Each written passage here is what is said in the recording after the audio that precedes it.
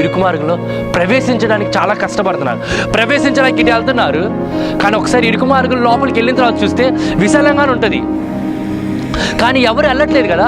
ఇందులో లోపల ఎంతమంది ఉన్నారు చెప్పనా?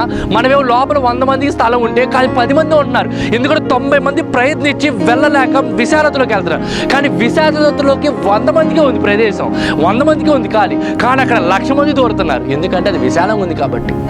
ఈరోజు మీరు ఎటు దూరుతున్నారు? ఈరోజు మీ ప్రయాణం ఎక్కడికి? ఆలోచించండి. పిలిచాడు, పిలిచిన తర్వాత ఆమె జీవితం ఇలా తిరిగిపోయింది. ఎలా తిరిగింది? ఇలా తిరిగిపోయింది.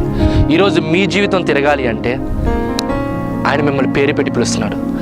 సన్నీ అని నన్ను పేరు పెట్టి పిలిచాడు, నిన్ను పేరు పెట్టి పిలుస్తున్నాడు, అందరినీ పేరు పెట్టి పిలుస్తున్నారు. కానీ మనం ఏ ప్రదేశంలో అక్కడ యేసుప్రభు వస్తాడు. ఒక స్నేహితుడి రూపంలోనో, లేదా ఒక తెలియని వ్యక్తి రూపంలోనో, ఒక స్ట్రేంజర్ రూపంలోనో, ఏదో ఒక రూపంలో ఆయన వచ్చి మాట్లాడతాడు. అనుకోబాకండి ఈ ప్రదేశాలు మంచి కాదు, ఈ ప్రదేశాలు మంచి అని. ఒక మనిషిగా ఆ ప్రదేశాలు మంచి కాదు, మంచిదే.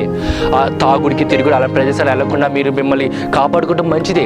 కానీ ఒకవేళ దేవుడు చెప్తే యేసు అలాంటి ప్రదేశాల్లో కూడా చాలామంది, ఇప్పుడు నేను అలాంటి పరిస్థితుల్లో నుండి వచ్చాను, నేను రక్షించబడ్డాను, అలాంటి పరిస్థితుల్లోనే రక్షించబడ్డాను.